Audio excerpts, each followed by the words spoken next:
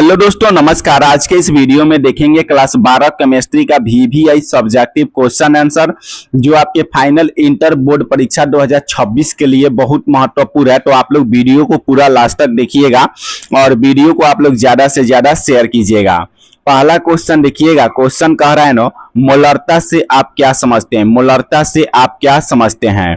1 litre billion में घुले हुए विलय की जो कुल संख्या होती है उसे मोलरता कहते हैं। इसका SI मात्रक होता है मोल प्रति लीटर। मोलरता का SI मात्रक क्या होता है? मोल प्रति लीटर। और इसको आप लोग याद रखिएगा, आपके PYQ में बार बार पूछा गया प्रश्न है, इसको याद रखिएगा। 1 लीटर बिलियन में घुले हुए विलय की जो कुल संख्या होती है इसे मोलरता कहते हैं और इसका SI मात्रक क्या होता है? मोल प्रति लीटर। अगला प्रश्न देखिएगा। क्वेश्चन कह रहा है ना, मोलरता से आप क्या समझते हैं? मोलरता से आप क्या समझते हैं? 1 किलोग्राम बिलियन में घुले हुए विलय की जो कुल संख्या होती है इसे मोलरता कहते हैं। मोलरता क्या होता है? तो 1 किलोग्राम बिलियन में घुले हुए विलय की जो कुल संख्या होती है उसे मोलरता कहते हैं और इसका SI मात्रक क्या होता है? मोल प्रति केजी। मोलरता का SI मात्रक क्या होता है? मोल प्रति केजी। देखिए, आपके एग्जाम में दोनों के बीच अंतर पूछा जाता है, तो दोनों का परिभाषा और दोनों का SI मात्रक लिखिएगा। तो आपके एग्जाम में क्वेश्चन 5 नंबर में पूछे जाते हैं, तो आप लोग का 5 नंबर गारंटी है कि मिल जाएगा। अगला प्रश्न देखिएगा। क्वेश्चन कह रहा है ना, मोल प्रभाज्य से क्या समझते हैं? मोल प्रभाज्य से क्या समझते हैं?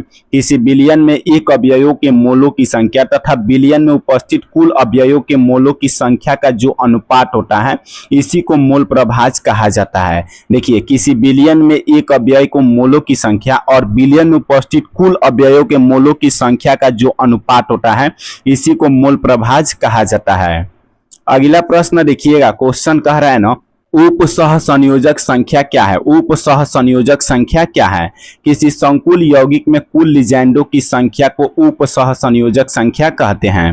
किसी संकुल यौगिक में कुल लिगेंडों की जो संख्या होती है उसे उप सह संयोजक संख्या कहते हैं। इसको भी आप लोग याद कर लीजिएगा। अगला प्रश्न देखिएगा। क्वेश्चन कह रहा है, अरु संख्यक गुणधर्म क्या है? अरु संख्यक गुणधर्म क्या है? किसी बिलियन का वह गुण जो सॉलिड के मोलों की संख्या या कौरों की संख्या पर निर्भर रहता है, उसके प्राकृतिक पर डिपेंड नहीं रहता है, उसे अरु संख्यक गुणधर्म कहते हैं।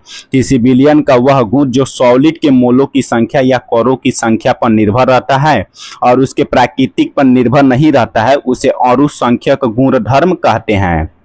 अगला प्रश्न देखिएगा। क्वेश्चन कह रहा है ना, 24 नंबर क्वेश्चन आप लोग देखिएगा।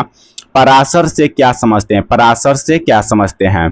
जिस प्रक्रिया द्वारा टनु बिलियन का विलायक किसी अर्धपारगम्य झिल्ली को स्वतः पार कर सांद्र बिलियन में प्रसारित होता है उसे पराशर कहते हैं। पराशर क्या होता है? तो जिस प्रक्रिया द्वारा, जिस प्रोसेस द्वारा टनु बिलियन का जो विलायक होता है ना, अर्धपारगम्य झिल्ली को स्वतः पार करके सांद्र बिलियन में प्रसारित हो जाता है, इसे पराशर कहा जाता है।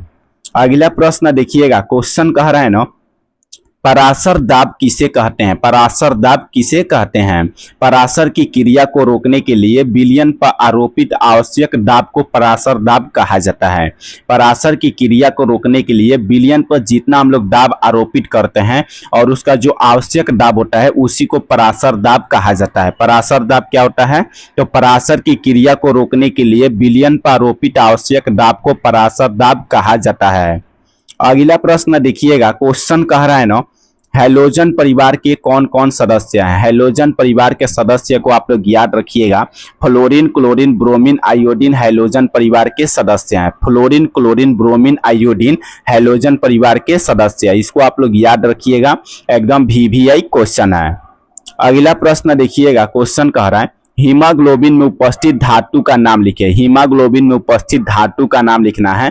देखिए, हीमोग्लोबिन में लोहा धातु उपस्थित रहता है और यह कार्बन, हाइड्रोजन, ऑक्सीजन तथा नाइट्रोजन तत्व से बने होते हैं। हीमोग्लोबिन में कौन धातु उपस्थित रहता है? लोहा धातु आपका उपस्थित रहता है और यह कार्बन, हाइड्रोजन, ऑक्सीजन तथा नाइट्रोजन तत्व से बने होते हैं। एकदम VVI क्वेश्चन है। अगला प्रश्न देखिएगा, क्वेश्चन कह रहा है ब्राउनी गति क्या है। ब्राउनी गति क्या है?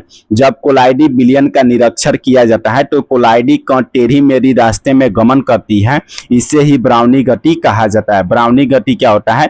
जैसे यह कोलाइडी विलयन का निरीक्षण किया जाता है तो जो कोलाइडी या कण होते हैं टेढ़ी मेढ़ी रास्ते में गमन करती है, इससे ही ब्राउनी गति कहा जाता है। तो अभी की इस वीडियो में आप लोग का जितना क्वेश्चन कराए केमिस्ट्री का सब बिहार बोर्ड परीक्षा में पूछा गया PYQ प्रश्न है और आपके बिहार बोर्ड परीक्षा 2026 के लिए बहुत महत्वपूर्ण है। तो आप लोग वीडियो को ज्यादा से ज्यादा शेयर कीजिएगा और चैनल को आप लोग अभी सब्सक्राइब कर लीजिएगा ताकि ऐसे ही वीडियो का नोटिफिकेशन आप लोग को मिलता रहे। और इसका PDF आप लोग को टेलीग्राम पर मिल जाएगा, तो टेलीग्राम का लिंक हम डिस्क्रिप्शन बॉक्स में दे देंगे, वहां से आप लोग टेलीग्राम में जुड़ जाइएगा।